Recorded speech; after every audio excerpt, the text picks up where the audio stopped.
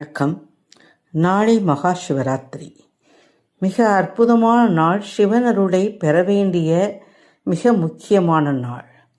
இன்று சனி மகா பிரதோஷம். சிவபெருமானை வழிபட்டு நந்தியம்மன் பெருமானையும் வழிபட்டு அவர்கள் அருளை பெற வேண்டிய இனிமையான நாள்.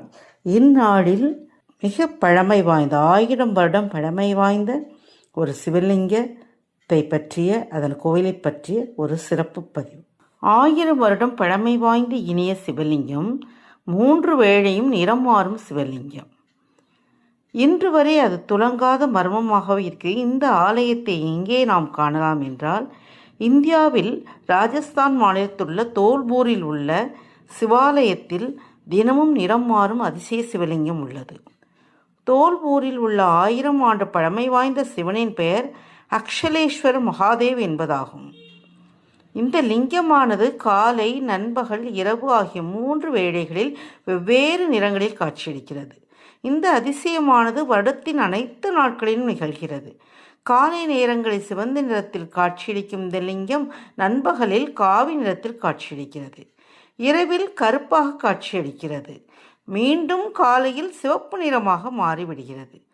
இது குறித்து அங்குள்ள மக்கள் கூறுகையில், இரவெல்லாம் கருப்பு நிறத்தில் இருக்கும் இறைவன் பகலில் சிவப்பு நிறத்தில் மாறி பக்தர்களை ஆசீர்வதிப்பதாக நம்புகின்றனர். மேலும் இந்த ஆலயத்தில் ஏராளமான ரகசியங்கள் புதைந்திருக்கிறது. சுமார் 1000 ஆண்டுகளுக்கு முன்பு இங்குள்ள சிவலிங்கம் நிறுவப்பட்டுள்ளது. இந்த சிவலிங்கத்தின் உயரம் இதுவரையில் யாராலும் கண்டுபிடிக்க முடியவில்லை.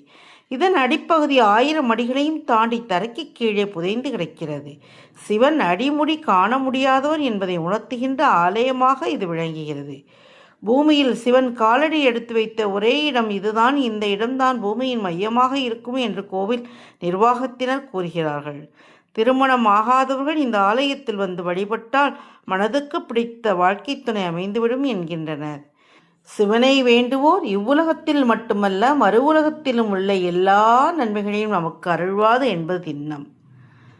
சிவாய பவாய சர்வாய சுந்தராய பசுபதியே நமக. சம்போ மகாதேவா.